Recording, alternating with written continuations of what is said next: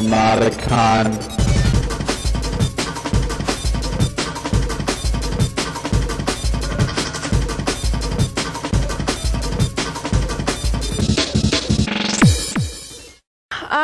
I'm Steph the Geek, better known as Steph the Geek than Stephanie Pakrul, but the title's a little bit of a joke, and I can't take complete credit for it, but as much as I kind of have been, getting away from the whole cam girl and everything that this started with, I can't forget that that's sort of still a big part of what what my site is about, what I'm about, and how things started. So, you got all this nice academic sounding sort of thing down there, but a lot of it's about the boobs, so stick with that. This is where my site looked about 4 years ago, actually in November apparently, 4 years ago. And this is basically what I started. And to give you just a little bit of history, I happen to have a free webcam kicking around, and I've been doing web work forever, and it felt like forever. And I thought, hey, this whole webcam thing, I'm starting to see people doing this on the internet, and this would probably be a really good way to get more traffic to my website. So I hooked that webcam up and found out that it worked. And and I had been working on sites for other people for so long, and it was kind of a nice change to be working on something for myself. So finally, this was my chance to express myself, write about whatever I wanted to, put my personal views online, and see what went with it. And 4 years later, that's pretty much what my site looks like now. A little bit compressed here we got going on, but and in the 4.5 years that I've been running it, it's really taken on a life of its own. And it's funny because I was talking to Drew last night, and I can completely relate with a lot of the stuff he's saying. I mean, obviously he's on a much bigger scale, but it's amazing just to have something that you love and you do because it's fun and because it's interesting. Take on a life of its own, and have the community take on a life of its own. So I'm not going to talk too long today because I like questions, and questions are good, and I even have little pins for questions, so because I'm dorky like that. But I'm going to talk a little bit about the community, some of the interesting things I'm doing with technology, and what you can do with a personal site and building a community around a personal site. So history, I started the site just before I started university. Pakrul has talked about that a little bit. 2003, I did something that I thought I would never do, which was actually have people pay to join my site. And now to go back, the pay part, see this little tiny link up there? That's the pay part. It's not the whole thing. And that opened a lot of doors because it allowed me to do a lot more with media, and it was more than this is an expense and a hobby. It became more of a, not to call it a business, but it became more of something that I could actually afford to do interesting things with technology, and I could afford to get a better digital camera, and I could afford the hosting that this was starting to cost. And in 2004, I did hit my number still around the same, about 40,000 unique visitors a month, which is a pretty cool number. I've got a few thousand people registered on the site. So sort of started to reach that kind of critical mass. So some of the technical stuff that I've got going on, that actually is PHP Nuke. I don't know if any of you are familiar with it. It doesn't look like PHP Nuke, but that's a good thing in my opinion. And I moved to that because it made things a lot easier for me to update the content, and there was this plug and play mentality going on, that if I wanted something, if I wanted a, try to think of some examples, a better form, if I wanted a certain feature that was available, chances are somebody out there had already written a PHP Nuke module for it, and all I would have to do was hack it up a little bit to fit in with what we've already got. So not necessarily a common thing on a personal website, seeing a content management system, but I mean, they're getting a lot more popular now. Another one that I've worked with a bit is Mamba, which I absolutely love. But so that is PHP Nuke, and it really, I'll get into more about talking about the overall integration in the community later, but it really opened the doors for that integration. RSS is my new baby. I love RSS. I love what it's doing for I call it think of it like a Venn diagram with content on my site and on other people's sites. So, reaching out to other sites, but then syndicating the same content back onto my own site. And the same thing with that homepage. You saw all those little blobs like that. What those are little content areas syndicated. So the forums, you saw the last 3 posts there, and that's syndicated to that. Do you have a question? Sorry. Yes. Yeah. With using PHP Nuke, I was under the impression they stopped development on that, or when there's something weird going on with that. I don't know if you had made any sort of as far as I know, it's still going on. You know, I'm not big in the PHP Nuke community. There's still updates being released. I'm running 6.9, and I think they're up to 7.6 or something like that. So there's been quite a bit that's come out since then. It's a project that's changed hands many times. There's people, there's been communities that have come up and taken PHP Nuke and secured it up a little bit more and added stuff and released it as their own version of PHP Nuke. So it's still going. It's still going strong. In hindsight, we were developing the existing site, I guess, about two years ago now. I might have wished that I had taken a little bit more of a look into other systems, but it served my needs at the time. I've sort of locked my chance out of upgrading it, basically, with all the stuff that we've done to it. So, anyway, yeah. So RSS has been a big one, and that's going to be continuing to expand in the future. Non-standard layout. Now, I don't know if, I'm speaking a lot from coming from sort of the webcam personal site world. I don't know if many of you have checked out some of the sites, but I swear, is there some kind of book that they all just get the same layouts from? It's like the column, and you get the blog, and you get the links that are both justified on both sides, and it's like the same layout, and I got so sick of seeing that. And my that homepage was actually inspired by a desktop wallpaper contest I had. I did this little, sort of a month-long contest, create the best Steph the Geek desktop wallpaper, and I was getting the most cheesy Photoshops ever. Like somebody would apply a filter or something, and here's your desktop wallpaper. And but then I got this one that was that sort of that stylized cartoon, but it was like a full body, and I was just blown away. I couldn't believe that this guy had spent so much time on it. And I loved it so much, and I said, can I use this in my site? And then I said, can you make my chin look not so it's a pointy, and a few things like that didn't quite look like me, so I got into tweak it a little bit, and I ended up using that for, and the flowing lines and all that was the foundation for the site. And I get a lot of mixed feedback on the design of the site, and it was interesting. Back in October, I was on CSS Vault, which is a sort of a web design critique site. And it was people on both sides, and they're having like this war with each other. Like people were like, "It's horrible, I hate it," and people, "I love it, it's different." But most people have the same comment, in that it's busy and there's a lot of information, and people get there and they don't know where to go. And you know what? In a way, that's okay, because it's a personal site, and I like people to get lost in it. One person made this comment that was just fantastic, and he was using it as a criticism, and he said, I went to the site when it was first posted, and then I went back to it again today, and I found something that I hadn't seen the site before. It's horrible. Like, what? That's great. That's awesome. You come back and you find something that you hadn't seen the first time. So, and I posted something to the effect. So the layout itself, for me, it was really made out of my own sort of selfish needs, because I found that I was going to my site, multiple times a day, and I was going to the same places. I was checking the forums, I was checking for new blog comments, I was checking like the same, half a dozen things every time I went, just to see if there was something new. I think, wouldn't it be great if you could just see what was new all at once on the homepage? So that's where that came from. Mobile webcam. This is something that I'm pretty proud of, because I'm pretty much the first one to be doing this. I know a couple. Oh, great. Should turn that one off before. I'm pretty much the first one to be doing this. I know some people have tinkered with it before, but I was using buzznet.com to have like a moblog for my phone when I got a camera phone, and this was cool. And I noticed that they had, again, RSS feeds. And I thought, well, if they're making that available, what if we run a script that checks for a new image?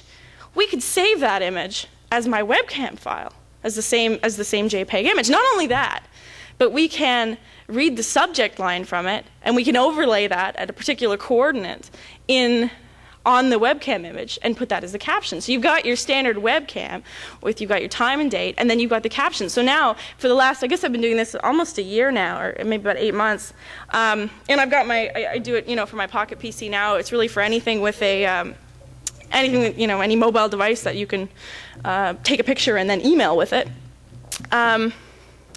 I can update my cam, instantly from anywhere, which is really cool, and it's something I've been doing, throughout the conference here. Obviously, there's wireless here, so I've been on the laptop too. But it's great. It's great anywhere I am. I once read an article about how they were using how people were using cell phones and camera phones and all that in Japan. And this guy was saying that, you know, if you're stuck in traffic, you don't, and you're going to a meeting, you don't send a text message. I don't know how true this is about Japan, but it was certainly inspiring. So you don't send a text message saying, you know, in traffic, going to be late, you know, to see you soon. You take a picture of yourself looking sad with all the traffic around you. And I thought, wow, that's really cool. You know, that's an interesting way to do it. And again, you know, coming back, what all this is about for me is sharing my life online and putting as much of my life online as possible. So to be able to do that from anywhere, not being tied to either my laptop or some other devices, is really cool. And all it does is it emails that picture as an attachment to a dedicated email address, and then using a sort of a hacked up script of EasyMoblog, easymoblog.org, I think they are. That pulls it from that and then reposts it to my cam image. So it's a pretty cool thing. Wireless network camera, nothing really interesting unto itself, but it's something that I got recently because I now have a 24/7 cam running in my house, and that's done using a network camera, and that's something I'd like to expand more later on, and I'm going to talk about that a little bit in a second here. Future. So the thing for me is, you know, I'm not really content just to sort of create a site and create this project and then it's finished and it's done and I'm done and I'm happy. I'm always trying to, you know, improve on this, and one thing that I've always wanted to do is, you know, have more of the sort of the reality, whatever you want to call it, not reality TV, but, you know, voyeuristic kind of thing, and, you know, unedited life and all that. But I don't like the way the other sites do it. I mean, usually when you see people who run their own little independent sites, they've got a kitchen cam, and they've got an office cam, and they've got all that. So you've got like a page with 8 cam windows on it. I'm like, that's just not efficient enough for me. What I want is one cam that knows where I am. And so I started looking at this. There was this, I think it was out of MIT. They were developing something called Cricket, which was an indoor location system I think it was using Wi-Fi. And, you know, and then I started looking into a couple other solutions, but everything was very proprietary. I'm not much of a hardware hacker. Like, I'm the person who puts technology together in interesting ways. I've done some programming and, you know, some hardware. I know my way around these things, but I'm not, you know, I don't proclaim to be very good at any of those things. So I sure as hell wasn't going to be, like, soldering things together and figuring this out. So, but then, you know, RFID started coming out, and this is something that I'd really like to experiment with, and you know, prices are coming down and all that. I'm sure you guys have heard of, you know, the guy who just implanted the RFID in his hand and all that, and I don't know if, well, that wouldn't really work because it's got too short of a range anyway, but, you know, they make RFID tags, like a key card or little keychains, things like that. What I would like to do is set up readers in various places around the house so it can actually detect what I'm closest to, and then have various cameras, you know, fire for all of that. And see, this is where this gets into a different realm for me. I mean, this isn't about being a cam girl. This is about tinkering with all this cool shit, like, that actually has some kind of purpose. And that's what it's about for me, because it's so much fun to do this, and I don't know what other purpose I would do this for. You know, it's great to tinker, but it's even better to have a purpose for it. So again, you know, with the RFID and with the auto switching cams, that's something I'd really like to. Sort of my next plans. GPS tracker. Now I've sort of talked myself out of this, and so have other people. But there was a conference that I desperately wanted to go to but couldn't. That was run as part of ACM Multimedia in New York City, called the Continuous Archival and Retrieval of Personal Experiences. That's what it was. And they had the most amazing papers on this. And one of them was a continuous audio recording system that you know, you would wear a microphone, and you would be 24 hours a day, 7 days a week, you would be recording everything that was going on in your life. So this would be, you know, if you needed to remember the conversation that you had with so-and-so X days ago, or if you wanted to, you know, do a sort of a backtrack of that, you could do that. But the problem is not so much with the technology of recording, because we all know it's very easy to just record audio constantly. It's what do you do with all that information? And what they were doing is both analyzing the audio and analyzing the ambient noise of the audio, and being able to define areas, you know, based on that ambient noise. So you could, you know, once be on the subway, let's say, and, you know, tell it that was the subway, and then from then on it would know when that background noise was the same, you were on the subway. So you could have, you know, it could categorize all your audio recordings by location. And you could also, again, tie that into a GPS tracker that would constantly know where you are. So anytime you've got your situation, you've got your coordinates. And another thing, I think this was supposed to be their, phase 2 or whatever. They hadn't actually done this. But they wanted to hook it up to some kind of brainwave scan, so you could actually tell your emotion at the time of saying it. So you could go back and look up at the times that you were on the subway and you were angry and maybe, I don't know, some bum pissed you off or something like that, so you could remember that actual, look up that actual occasion. But I started thinking that a GPS tracker constantly showing exactly my location might not be the safest idea. So I don't know, I might revisit that one and make it a little more general, but that's always been something I'm interested in. Video blogging, again, is sort of the next logical step after, after moblogging, after mobile picture taking. So now that I've got a device that supports that, I just bought a $1,000 phone. It's not a phone, it's a pocket PC. It's a little computer. That's sort of the next logical extension there, and I'd really like to go down that realm. And wearable cameras, I don't know how many of you heard of Steve Mann, but he's like my god, so of this. And he does with mediated reality, actually, not only wearable cameras, but you're taking a video, and then he's wearing glasses that actually project the video back to him with with additional information, so he can look at somebody. He can look at somebody and have the facial recognition put their name below the picture as he looks at them. Things like that. And he's got to the point where it's actually disorienting for him to not wear these glasses because there's so much information. He does satellite feeds and does some very, very interesting stuff. And he's actually from Toronto, which is where I'm from, so that's kind of neat. That's something I'd like to maybe, go down there. This is my philosophy for life and my site and everything. And this is my philosophy for communities too. And my friend, I'm not a math person, and this is for my friend Erica, who is very much a math person, and she kind of nabbed this from a professor, and I just loved it, and it's become my new philosophy. Integrate everything in life. And this comes back to my site. I mean, this ties back into why I'm using content management system, why why I like the cams the way I like, and why things aren't just good enough, the way they are.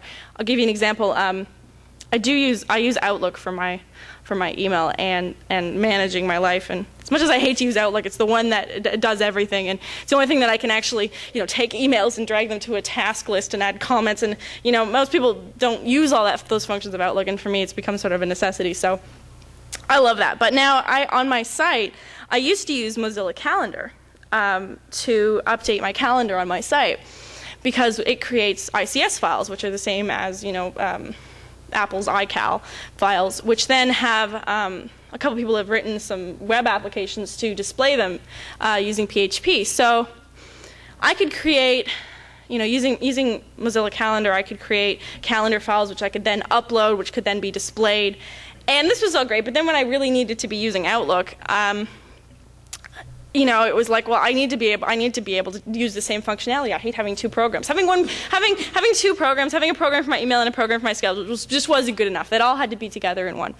So, with the help of some macro that somebody had already developed, and my boyfriend and I kindly helping me out with some of the coding work on it, we created it so I can export your normal Outlook calendar files as ICS files and upload them, FTP them right from within Outlook. So that's sort of an example of what I take this philosophy as, and it's about all these little things that make life seamless. They make life a lot easier to go on like that. So community. So this is really cool, and I was so glad when I was asked to speak here, because community is what my site is really about, and it's not what I intended my site to be about when I started. But then things started taking on a mass of its own, and I started realizing, hey, this is a community. Every step is an opportunity to make things better for your visitors and you. And what that is to me is I've been accused of thinking too much, and I'd say there's worse things that you could be accused of, but there's probably better ones too.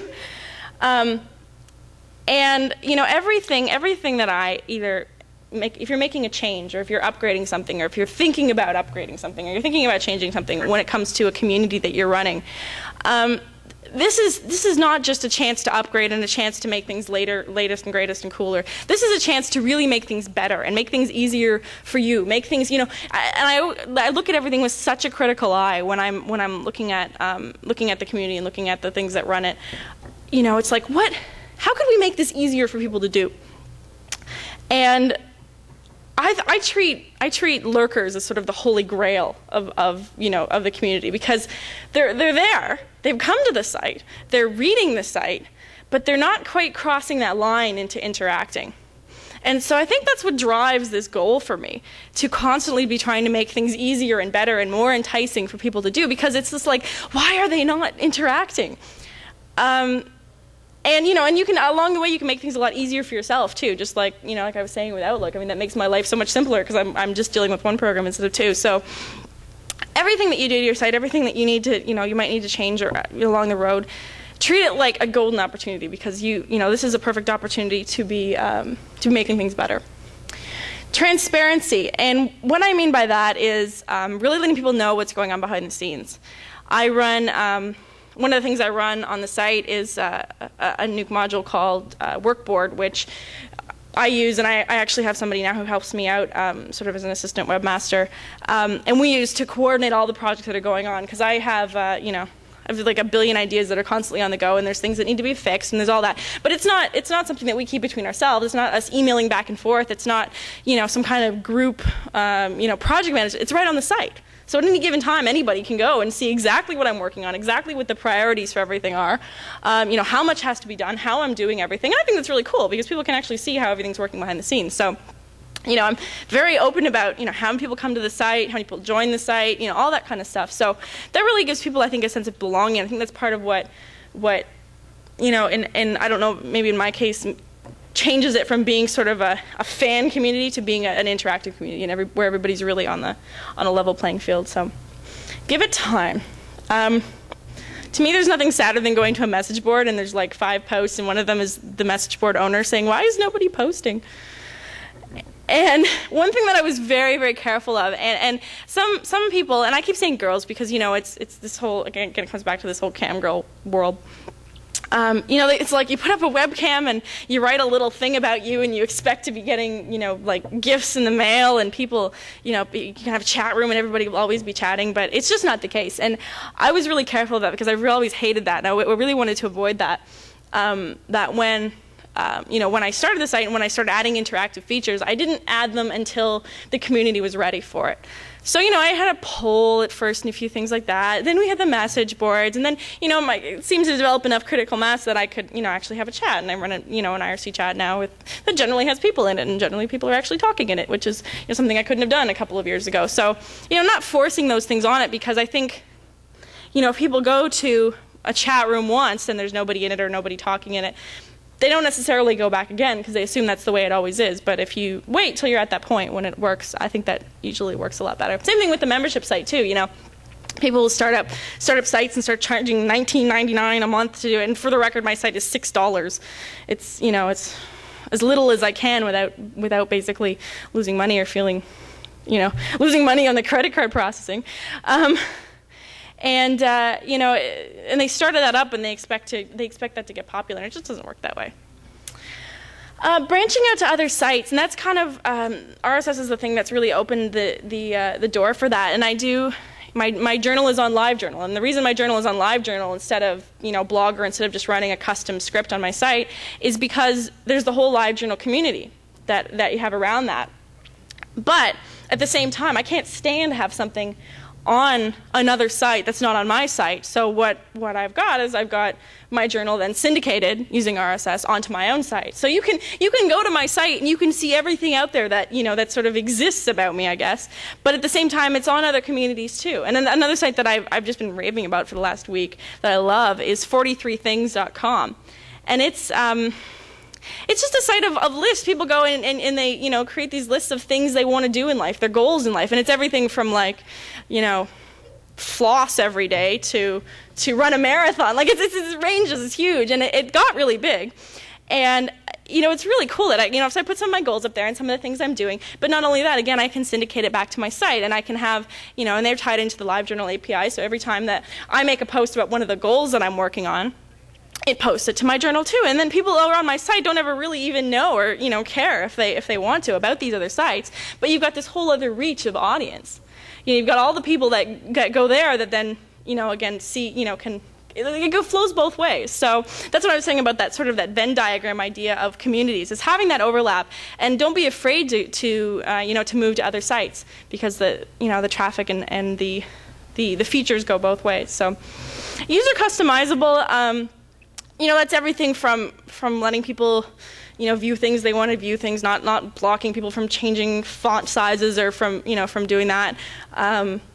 I'd like to get into that a little bit more. I'd like to be able, people to be able to choose which headlines they're seeing, or what features they want to have in a certain area, how many posts they want to see on a forum, and people, you got to let go of that control, I think, as an author. And I posted in my forums, actually. I think I posted the 10,000th post in one of the forums or something, and then sort of we got into a conversation. I said something about, by the way, is there anything that people would like to change or like to be able to do? And one person said something about changing themes in the forums, and I'm going, what do you mean changing themes? What's wrong with my theme? I like my theme. What's wrong with my theme? And that's what my head is going. But why wouldn't you let people do that? If they were, I'm not saying that you have to give them the choice to do anything, but all that does is makes people happier, makes them enjoying their time more. If they maybe they don't have the greatest eyesight in the world and they want to be able to change to just black and white or higher contrast, but it's that initial feeling that's hard to overcome sometimes, of that it's mine and I like it the way it is and I don't want anybody changing it. And that can, again, help, build your community. Personality, well, and when I talked to Froggy about what I was going to talk about, it was a little bit, I was having trouble deciding what really was interesting and what was relevant. And I find people that really like, that like to ask me about the site, and that's great, and I love it. But, again, it's got to the point where the site, somebody said once, I can't remember who it was on my site, said the thing I love about your site, Steph, is that it's around you, but it's not all about you. And I kind of had to think about that one and internalize it for a bit. And I'm kind of skipping ahead here, but again, remembering what brought people there in the first place. I got so busy, and this is why I hired somebody to help me out with the site, because I was getting to the point where I was spending so much time on running the site. I was never like posting in my journal or hanging out and chatting with people, because I was too busy running everything. And as fun as that is, I lost all sense of what that was, and I'm like, well, if I don't exist, then the whole reason that people were sort of here in the first place doesn't exist, and then everything blows up or something. I don't know. But what really caught me, and this was the bug that got me at the beginning, was this encouraging people to interact with my life. And I put, back again in like 2001 or something, I put up a poll saying, what color should I dye my hair? And I actually let popular vote decide my hair color. And this was the coolest thing ever. I thought I was just like on cloud 9 about this. I thought this was the greatest thing. I just let people on the internet decide my hair color. I think it was purple, for the record. I can't remember, but yeah, I know, seriously. I should be auctioning off my hair color. And that was the bug that got me. That was what really turned this into wanting to share my entire life online. And people often ask me, well, but you have no privacy, and you can't, you don't have the freedom to do what, I don't know, but to me it's the exact opposite. It gives me all the freedom in the world. And, I don't know if you guys know, but I released an album about a year and a half ago, and which I have here for the low cost of $12. And, not to say that wouldn't have ever happened without the site and without the community, but it wouldn't have happened nearly, I think, as well or as soon as it happened. Because I'm blogging through the entire process, and I'm getting support from people. And one very late night near the end of the process, I was doing my own packaging, which never do your own packaging. It was horrific. And I'm getting frustrated, and this has got to go to the printers whenever. And I posted my journal. I'm like, somebody help me! Like, please, I'm working with this like 200 meg Photoshop file, and what's this registration thing I need to give them and all that. And so I posted, and within hours, I've got like 3 people emailing me who are professional graphic designers who are like, send me the file, or what do you need to know, and help me out, and it's stuff. And that's freedom to me. That's not closing doors. That's opening doors. So, the idea that the idea that I'm losing privacy really, it just doesn't click with me. And you know, again, people ask me why do you have a webcam? Why do you have broadcast your life, you know, 24 hours a day? And it's really more that I don't mind. I just don't care. I don't mind if people see everything I'm doing. And you know, and I don't know what about me, you know, created that. I don't know why I'm like that, but I think it's that interaction. It's knowing that people are always there. It's knowing that I can go to people. It's knowing that, you know, I do have resources, you know, in the community, and that, you know, again, was sort of the biggest drug, like the biggest hook of them all, to be able to do that. Celebrity, and I put that word up there with great hesitation, and I added as many, you know, quotes and question marks as possible, because you know, people call me an internet celebrity, and it's weird because it's one of those things that people who know me think that everybody knows me, and it's kind of like something like Slashdot. Like, not like I'm anywhere near as big as Slashdot, but you know, if I tried to say something about Slashdot to like my dad, you know, they'd be like, "What? But it's Slashdot. What do you mean? How do you not know that? And how do you explain that to somebody?" But people who do know think that everybody else knows, and that's the way I find it is about. Like I have, you know, been recognized a few times and have things like that, and they're always this. It's always like, oh, doesn't this happen to you often? And I'm, no, it doesn't happen to me often. There's like 0.001% of the population, you know, probably less than that, knows I exist. So, but it has been great, and it's allowed me to do things like this, like be here speaking right now, and coming to Cleveland is totally cool. And this would obviously have never happened without the site. And you know, and releasing the album, and I've been on tech TV a few times, and in the media, and going to stuff like that. It's all these cool things that had never happened, and this has really been my first time speaking somewhere. And I'll stop doing that eventually. You know, this has been really my first time doing something like this, and it was funny because about a week before Froggy emailed me asking me to speak, I was actually telling somebody, you know, I was kind of thinking about my career path and future and stuff. I'm like, what I really want to do is be like this, and I want to run my site and do sort of some side work and do all this stuff, and then, you know, maybe I'll write a book, and maybe I'll go around speaking, and maybe I'll do all this. And then like days later, I get invited to speak at this thing, and it was the coolest thing ever. So, yeah, thank you. You know, and it was like watching my dreams come true, you know, right in front of me. So, you know, it is cool, and I know, you know that that's the kind of life that I've always felt that I wanted to live. Not, you know, not be like a Britney Spears or something. That's a horrible example. But, you know, not be like that. Not that kind of celebrity. But I always wanted to sort of I had these dreams of being a cult figure. Like I would always, you know, I'd much rather, you know, be remembered in some sense and all that, and really make a difference in the world. And, you know, ever since I was a little kid, I've always told my dad that I'm going to own an island one day, and I'm still, you know, I still swear I'm going to make good on that, and all these, you know, these things like this that have always been a part of my dreams, and I never quite knew, you know, how they were going to be fulfilled, but you know, this has sort of been, you know, an interesting way, and I never dreamed that this would be the way that this would happen, but you know, this way of sharing my life has been very unexpected and very cool. But that's all I'm going to talk about that. I would love to leave lots of room for questions, so anybody ask me anything. And I have pins, as I said, to give away. I've got all these little pins. So any questions about community, anything? Yeah? What made you decide to take PHP It was really, it wasn't something that I knew a lot about at the time in terms of running the back end. And it was just sort of, well, this one's really big, and it's got a lot of stuff already written for it, and there's this huge community for it. I mean, that was the main deciding factor at the time, and it's turned out pretty well. Like, I know that there, you know, definitely have some issues about PHP Nuke, and my webmaster, you know, is constantly like muttering, "I hate Nuke, I hate Nuke, I hate Nuke" under his breath. But I I mean, he sent, we were instant messaging back and forth a little while ago, and he said something about, you know, I was coming up with some other crazy scheme that I wanted to do, and he started saying, like, you know, that he was crying, and I told somebody else, and he's like, you know, that's a good day when you make your developer cry. I'm like, I think I do that on a regular basis. But it was really just the mass, like just the amount of stuff that was available, the community that was around it, you know, and the seamlessness of logins, stuff like that. So I can add on new stuff without having a new database, a new membership basis, stuff, things like that. There's so much available. So I'm sure there's other ones. Like, as I said, I do like Mambo. I have a couple of friends who've been working with it a lot lately, and they have all, you know, great things to say about it, but in hindsight, we've done so much work to what we've got already that it'll be a while before there's a complete overhaul again, and then it'll probably, I don't know if it'll be something custom or not, but be something totally new. So, yeah, I'll give you a pin. What have we done with it? Well, just in terms of the layout, I'll skip back. There we go. In terms of the layout, in terms of a lot of stuff that we do, like it's just this is the headlines for news articles right there.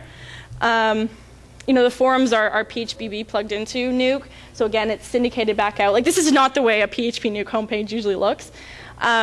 Some of the sections I can't click now. Like if you go into some of the ones like the FAQ, the chat, a few things like that do look similar. I mean, they've got sort of a side menu and they've got that, but you know, and I also run, well, actually 3 installations, but really 2 installations of Nuke. The membership site is a whole other installation.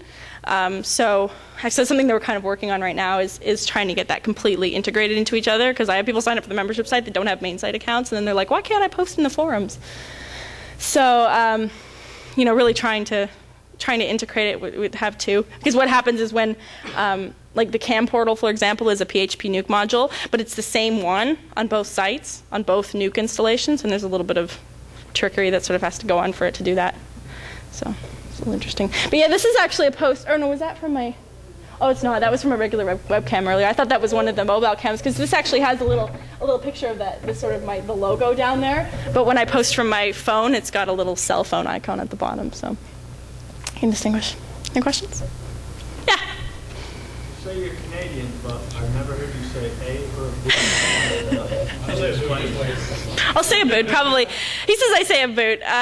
Yeah, I don't know. I don't think I have much of an accent. I'm sort of, you know, I'm from Toronto. I'm from the big city. It's not as bad as it is out on either side, but I do catch myself saying a once in a while.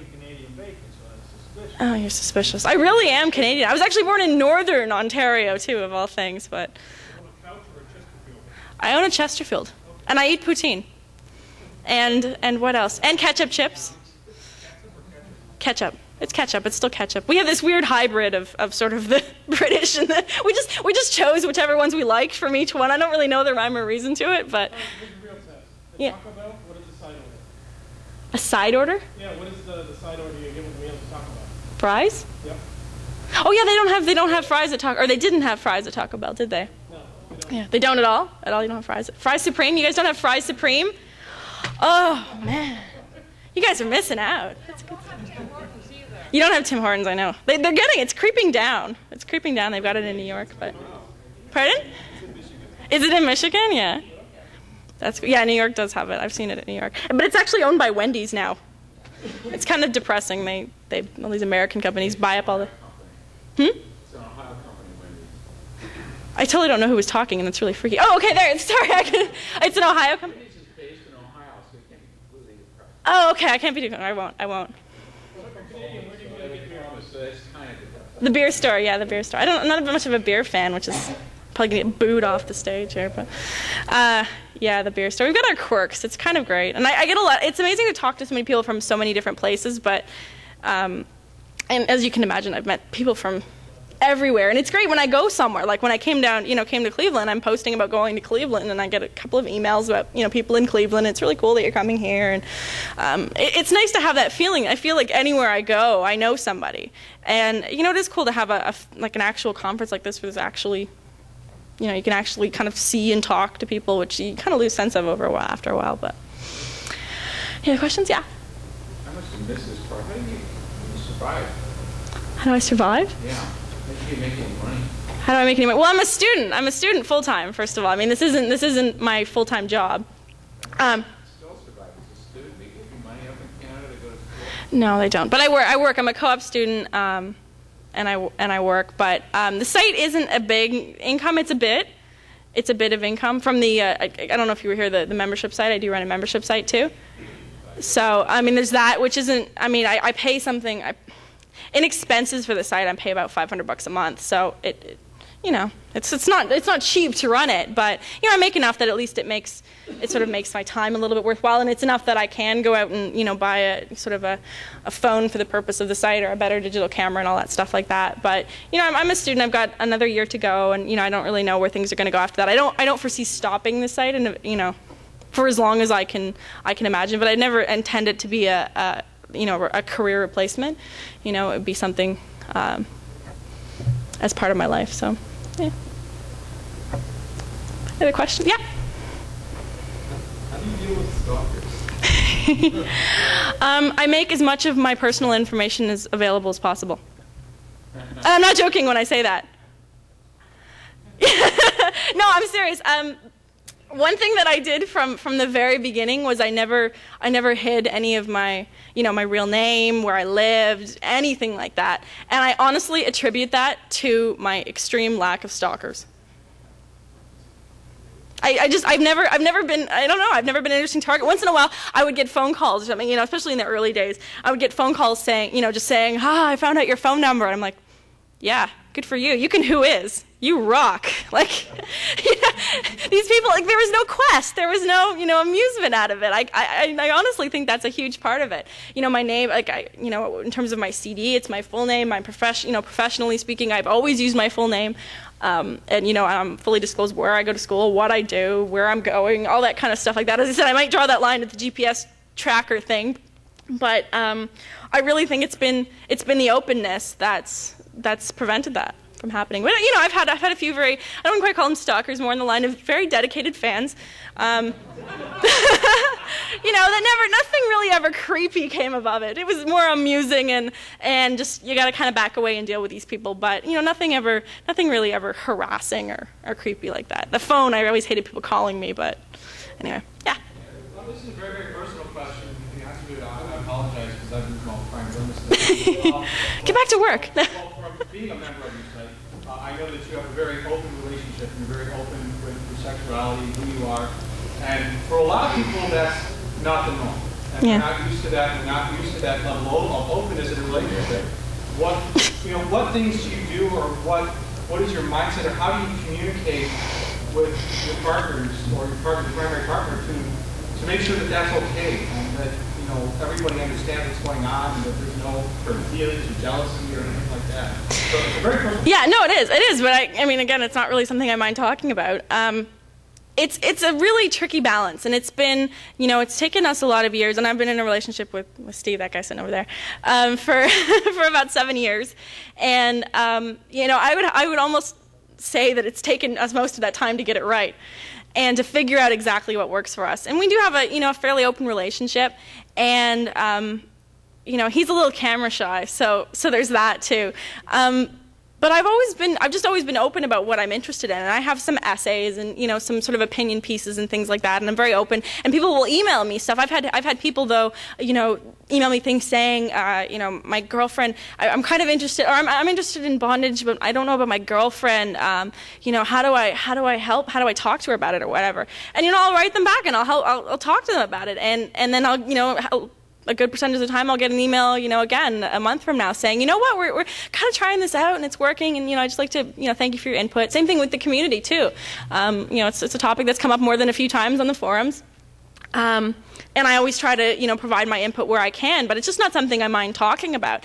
And I think that, shows itself in our relationship, too, because we talk to each other and, figure out what the boundaries are, and there are boundaries. People think I'm some kind of wild, crazy, hedonistic, to a certain degree, but there's a line, and I know we know where that is, and we've talked about it over the years. But it's taken a long time to get it right. People, saying we're thinking about having an open relationship or threesomes or this, and how do we do it right? This is not a conversation. This is not something that I can just tell you. This is not. There's no magic answer to it, but it's all about communication, and and I'm glad that I can provide a bit of an open forum. And we're such an open community. The only thing that we don't tolerate is lack of openness, really.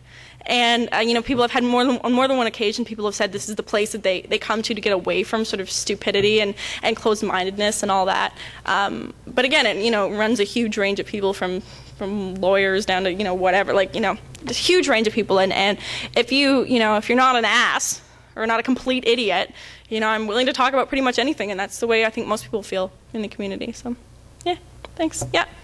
Which part of your site has the most traffic or has expanded your community most? Expanded my community the most. The forums have really taken off. Like, it used to be to the point where there'd be a few new forum posts a day, and now it's like a few new forum posts an hour. Like, I can check the forums at any time and there's something new, which is really cool because it's gained this mass that doesn't even have anything to do with me. It's kind of like Froggy was saying about the conference. It's not about me anymore. It's really not. And the forums have been a huge expansion. In terms of the most traffic, well, everybody likes photos, and there's the photo gallery and the cam portal and all that. A lot of the traffic comes from the music too. I'm fairly sort of well linked and well connected with the music, so a lot of it's the music too. But the cam is really the hugest part. Like, if you actually look at my traffic, like 90% of my traffic is just the cam itself. It's refreshing, and it's on portals everywhere. And not all the portals catch it locally. A lot of them just serve it up, off my link too. So that's still the huge percentage of my traffic. So, yeah. Any other questions? What is your music like? Oh, you can get one and see. Actually, I have all the songs available for download on my site too. It's under an open music license, so while I do sell copies of it, it's available freely on my site. But it's the best way I've ever come up to describe with it is sort of alternative folk. It's sort of piano. I play the piano as my main instrument, so a lot of it's piano based. Some songs are a little bit more orchestral, a little more dark and rocky. I sort of get a lot of Tori Amos, Fiona Apple kind of comparisons going on, if that helps you. But yeah, it's been fun. Any questions? Yeah. Sharing your life on the internet is obviously a very bold decision, and you have a very respectable amount of users. But do you find yourself spending a lot of time marketing your site in the past, or is it pretty much feeding itself, spreading by word of mouth? It pretty much feeds itself. I mean, I've had some really good breaks, like being on Tech TV a few times. I did this little game show thing they did. That was a huge sort of increase. But it's really been a pretty gradual thing over the years. As far as marketing, I've never, other than actually a few classified ads on FARC, I've never put an ad anywhere. But it's really it's the cam portals that get the audience. And again, it's that branching out to other communities. So I'm on other music sites, and then that might bring some people in, and I'm on portals, and that brings people in, and all that stuff like that. But it's been a really gradual increase over time, and being open about it. And I've been naked in my school paper. It sort of got a little bit of local interest too. So. I don't know. Yes, I was on the cover for, I think it was 2 years ago, of the Eye Opener, whose FARC is also linked to several times. I remember that. There was one with the students when they all were topless and they set them as the desktop wallpapers in the labs. That was funny. That was funny. That guy must hate you. Pardon? Yeah, they didn't mind it too much later on. Yeah. I still remember that. And then the girl who was running this year for president, and she had the cleavage shot. She's actually quite pretty, but yeah, it wasn't the best picture. But now I'm forgetting the question was. We got talking about the boobs and marketing myself. Yeah, something like that. But I know I don't put ads out places. But the school newspaper one was, they needed somebody for a photo. They had this idea to do this naked robot sex thing. So they made this robot, and they just needed somebody with it. But not many people can say that they've been naked in their university paper. So I always liked that one. And I'm like this around a robot. So it was kind of fun. Any other questions? So was your boyfriend jealous? Of the robot? Yeah. I don't know. Were you jealous of the robot? I guess the open relationship doesn't extend itself to robots.